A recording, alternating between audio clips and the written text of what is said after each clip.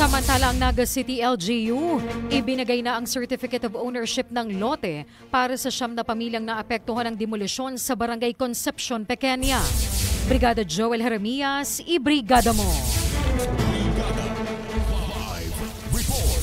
Napasakamay na ng 9 na pamilya na apektado ng demolisyon sa Barangay Concepcion, Pequeña, Naga City ang Certificate of Ownership sa lote na pagtatayuan ng kanilang mga bahay matapos nang mapaalis sila sa tinitirahang lugar na pag-aari ng provincial government sa likuran na bahagi ng NIA Regional Office 5. Ang dokumento ay mismong ibinigay ni na City Mayor Son Ligacion, Engineer Rolando Campillos, Head ng Housing Settlement and Development Office at Eric Salvino, Shelter Manager sa mga benepisyaryo kahapon sa opisina ng alkalde. Nagpaabot naman ng pasasalamat ang mga nabigyan ng lote dahil sa may tatayuan na sila ng kanilang sariling bahay at wala nang magpapaalis sa kanila.